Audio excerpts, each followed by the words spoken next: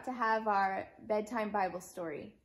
It's called A Little Servant Girl and the Proud General. Naaman was a very important man in a very important army of a very important country. You see, he was very, very, very important. But Naaman was sick. He had leprosy, which is a nasty thing that stops you from feeling anything. Bits of you fall off without you noticing, like bashed fingers and squished toes. It might sound funny, but it wasn't. And Naaman certainly wasn't laughing. There was no cure. It never went away.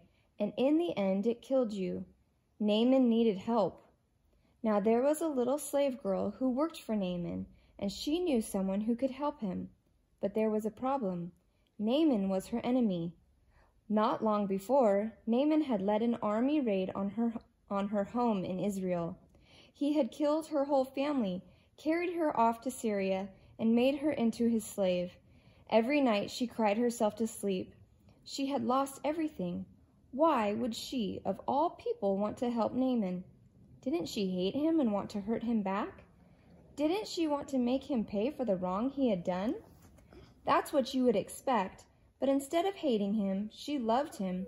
Instead of hurting him back, she forgave him. I want Naaman to get well, she said to her mistress. There's a man in Israel called Elisha who can heal him.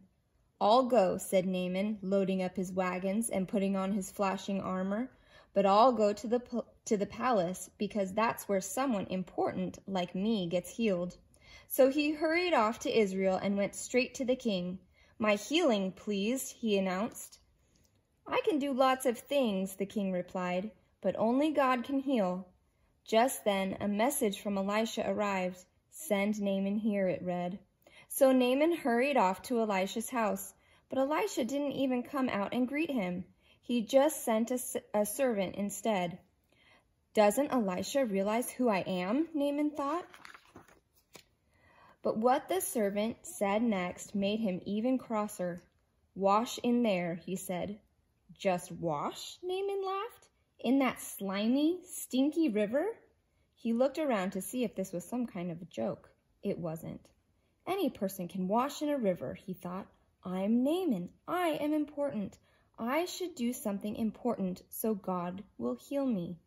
And he rode off in a rage. Of course, you and I both know that's not how God does things. All Naaman needed was nothing.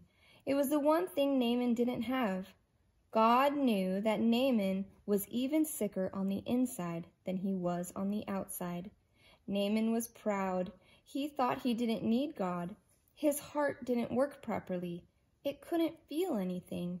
You see, Naaman had leprosy of his heart.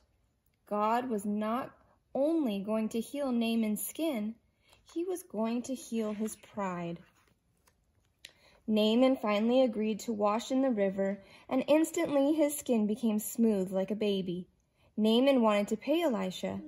God healed you. You can't pay, Elisha said. It's free. And so it was that a very sick man was healed, all because of a little servant girl who forgave him. God knew sin was like leprosy. It stopped his children's hearts from working properly, and in the end it would kill them.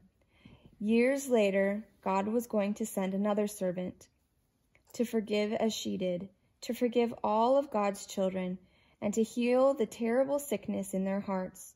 Their hearts were broken, but God can mend broken hearts. All right, good night. We'll see you soon.